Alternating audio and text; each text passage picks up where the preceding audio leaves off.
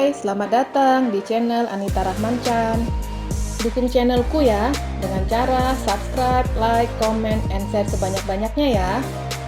Satu lagi, bunyikan loncengnya agar kalian dapat update terbaru dari novelku. Terima kasih. Episode 42. Angela kembali ke mobil. Apa yang kamu katakan ke Farid? Tanya Aneska. Aku hanya mengatakan tentang Tanisa, sahutnya dan mulai menyalakan mesin mobil. Tapi kenapa? Aneska bingung dengan cara pikir Angela.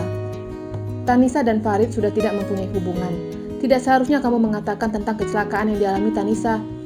Aneska menghela nafasnya secara berat. Pasti Farid tertawa mendengar itu semua. Ujarnya lagi. Kamu salah Aneska. Aku tidak mengatakan tentang kecelakaan yang dialami Tanisa. Aku hanya mengatakan kalau Tanisa akan segera menikah. Jelas ya? Untuk apa? Aneska bingung. Untuk melihat reaksinya, sahut Angela santai. Terus, kalau sudah melihat reaksinya untuk apa? Tanya Aneska penasaran. Angela menghentikan mobil. Nes, aku sudah mengancamnya untuk tidak memukul Abian. Jelas Angela. Dan mengenai reaksinya Farid bagaimana? Tanya Aneska penasaran. Farid marah. Dia masih mencintai Tanisa. Angela kembali menyalakan mesin mobil. Jika dia mencintai Tanisa, tidak mungkin dia memukul istrinya. Aku yakin tidak ada cinta di hatinya. Dia hanya iri dengan sosok pria yang akan menikahi Tanisa. Ujar Aneska. Mungkin kamu benar, sahut Angela. Dari mana kamu tahu kalau Farid tidak akan menghajar Abian? Aneska melirik Angela. Karena menurutku, mendengar Tanisa akan segera menikah membuatnya semakin marah dan akan menghajar Abian. Ujarnya. Aku kenal Farid. Dia akan bertindak bodoh setelah aku mengancamnya. Sebenarnya, rahasia apa yang kamu sembunyikan dariku? Tanya Aneska sembari melirik Angela. Aku tidak bisa mengatakan kepadamu. Tapi aku janji, jika Farid dan Abian masih berkelahi, aku akan melaporkannya lagi dengan kasus yang beda. Janji Angela. Tami dan Tiara pulang jam 2 siang. Keduanya langsung mengganti baju kerja dengan baju pergi. Mereka pergi menuju Basam Group. Mbak, kita tidak menghubungi Aneska? Tanya Tiara ketika mereka sudah berada di taksi. Gak usah, Aneska pasti sibuk. Kita beri kejutan untuknya. Sahut Tami dan memerintahkan supir taksi untuk mampir ke toko kue. Tami membelikan kue keju kesukaan Aneska. Sesampainya di Basam Group, mereka harus melapor ke resepsionis. Ada yang bisa dibantu? Tanya resepsionis. Kami mau bertemu Aneska, sahut Tami. Perempuan yang bekerja sebagai resepsionis menghubungi sekretaris Aneska. Maaf, Ibu Aneska belum datang, ujar resepsionis. Belum datang? Tiara dan Tami saling pandang. Tiara menarik tangan Tami agar menjauh. Mbak, kenapa sudah siang begini Aneska belum datang? Aku khawatir, Mbak, ujar Tiara. Mbak akan menghubungi Aneska. Tami mengambil ponselnya dan menghubungi Aneska. Tapi tidak ada sahutan dari Aneska. Panggilannya masuk tapi tidak dijawab, ujar Tami. Jadi bagaimana sekarang? Apa kita ke istana? Tanya Tiara resah. Coba kamu hubungi Pak Zidan, tanya tentang Aneska. Titah Tami. Tiara menghubungi calon suaminya. Dengan cepat Zidan menjawab panggilan itu. Halo Tiara. Aneska di mana? Tanya Tiara. Aneska ada di ruangannya, sahut Zidan. Gak ada.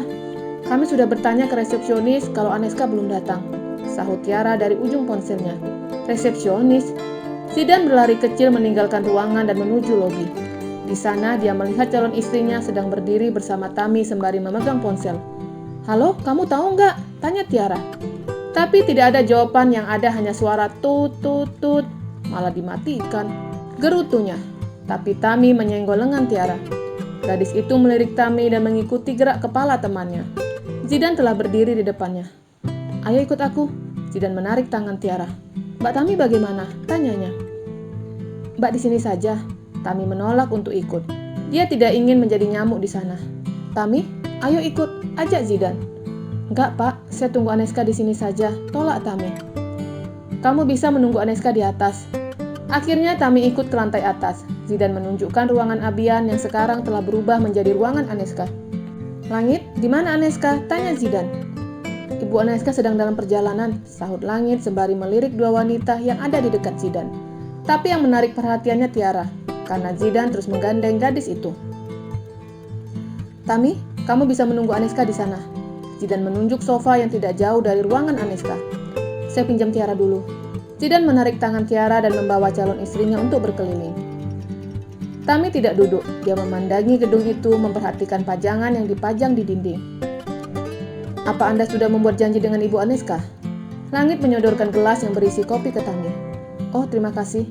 Gadis itu menerima sembari tersenyum, dan tidak disengaja jari mereka bersentuhan.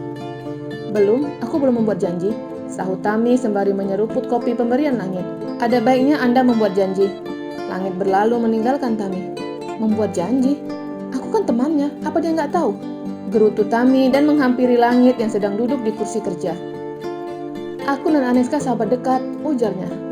Maaf, saya hanya menjalankan prosedur. Mengingat Ibu Aneska sangat sibuk, ada baiknya membuat janji terlebih dahulu. Jelas Langit?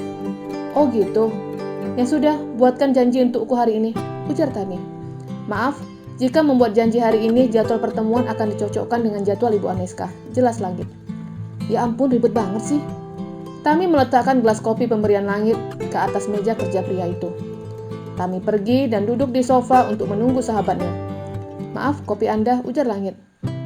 Aku sudah tidak haus. Gerutu Tami kesal dengan sikap Langit yang sangat dingin dan selalu mengatakan kata peraturan, dan itu membuat Tami kesal. Langit kembali meletakkan gelas yang berisi kopi di atas meja, tepatnya di hadapan Tami. Dia kembali ke meja kerjanya, tapi Tami kembali mengikuti Langit sembari membawa gelas itu. Ketika Langit berbalik, dia menyenggol gelas itu dan tumpah di kemejanya. Aduh, maaf. Tami tidak enak, dia mengeluarkan tisu basah yang ada di tasnya. Menyerahkan ke Langit, tapi pria itu menolak. Karena tidak enak, Tami berusaha membersihkan kemeja itu dengan tisu, tapi ada suara seseorang bertepuk tangan. Tami dan Langit menoleh. Ketika melihat sosok itu, Tami diam, seperti patung. Tangannya yang ada di kemeja Langit langsung diturunkan dengan cepat. Dr. Arif berjalan mendekati keduanya. Ada yang bisa dibantu? Tanya Langit. Saya mau bertemu Aneska, sahut Dr. Arif, tapi tatapan tetap mengarah ke Tami. Maaf, silahkan buat janji dulu. Langit mengatakan hal yang sama seperti yang dikatakannya ke Tami. Saya diperintahkan Oma untuk datang menemui Aneska di sini, ujar Dr. Arif dan masih menatap tajam calon istrinya. Mendapatkan tatapan itu membuat Tami takut. Dia terus menundukkan kepalanya. Oma, Langit bingung. Maaf, orang tertinggi di sini Bu Aneska. Dan siapa itu Oma? Langit terlihat seperti orang bodoh. Sudah, katakan saja Dr. Arif datang, berujar ketus. Ibu Aneska belum datang, sahut Langit. Mendengar hal itu, Dr. Arif langsung menatap ke Langit. Tapi kata Oma, temui Aneska di sini. Tapi kenapa sekarang dia belum datang? Gumam Dr. Arif. Saya juga sedang menunggunya, sahut Tami. Dr. Arif menarik tangan calon istrinya. Sekarang mereka duduk bersebelahan di sofa tempat Tami duduk tadi. Kamu menunggu Aneska? Dr. Arif tidak percaya. Iya, sahut Tami. Kamu malah terlihat sedang bermesraan dengannya. Dr. Arif menunjuk ke arah Langit. Aku tidak bermesraan dengannya. Aku hanya membantunya membersihkan tumpahan kopi yang ada di kemejanya. Jelas Tami. Dia punya tangan sendiri. Kenapa kamu harus repot-repot memberikan tangan kamu untuknya? Dr. Arif cemburu. Aduh dokter, yang Anda lihat tidak seperti yang Anda bayangkan. Tami ingin menjelaskan, tapi Dr. Arif mengangkat tangannya. Yang berarti jika dia tidak ingin mendengarkan penjelasan dari Tami. Tami mulai membandingkan tentang kejadian Zidan dan Tiara. Apa dia ngambek? Tami bergumam dalam hatinya. Dia harus melakukan cara agar dapat merayu pria di sebelahnya. Ngapain juga aku merayunya? Aku dan dia tidak saling mencintai. Dan aku tidak minta dia melamarku. Hatinya Tami berkecamuk. Tapi kalau bapak tahu, pasti aku akan disalahkan. Baiklah, rayu dia demi orang tuaku. Ahem. Tami berdehem. Dr. Arif melirik dan kembali memalingkan wajahnya. Dokter, panggilnya pelan. Tapi Dr. Arif tidak meliriknya. Mungkin aku harus merayu dengan kerupuk. Tapi di sini tidak ada kerupuk. Tami merogoh saku celananya dan tidak menemukan apapun. Dan dia kembali membongkar isi tasnya. Hah? Yang ada tisu basah, gerutunya. Baiklah, rayu Tami. Tami memberi semangat untuk dirinya. Dia mengeluarkan tisu basah sembari jongkok. Dia mengelap sepatu calon suaminya. Hei, apa yang kamu lakukan? Dr. Arif menghindar dengan memindahkan kakinya ke arah lain. Sepatu Anda kotor, Dok, sahut Tami dan terus berusaha untuk dapat membersihkan sepatu calonnya. Kenyataannya sepatu itu tidak kotor sama sekali, malah mengkilap. Tami, sepatu saya tidak kotor. Dokter Arif berdiri dari tempat duduknya. Oh gitu. Dia memikirkan cara agar pria itu tidak ngambek, karena dia khawatir calonnya akan membongkar tentang rencana pernikahan mereka. Dok, duduk sini, ujar Tami menepuk sofa yang ada di sebelahnya. Dokter Arif mengerutkan dahinya sembari bergumam dalam hati. Kenapa dia jadi agresif? Atau jangan-jangan dia sedang berusaha merayuku? Dokter Arif kembali duduk, tapi tidak di sebelah Tami. Dia sedang memperhatikan calon istrinya. Dia berpikir tentang Tami. Ternyata yang dipikirkan Dokter Arif benar. Tami mendekatinya dan malah mulai memijat lengannya. Pasti Dokter Arif capek. Ini tangan yang suka memeriksa pasien. Tami memijat lengan pria itu. Tiara dan Zidan kembali ke lantai ruangan Aneska. Tapi dari jauh dia melihat temannya sedang memijat Dokter Arif. Tunggu. Tiara menarik tangan Zidan. Ada apa? Tanya Zidan bingung karena dia dan calon istrinya seperti sedang bermain petak umpet. Lihat itu. Tiara menunjuk ke arah sofa tempat Dokter Arif dan Tami duduk. Itu Dokter Arif.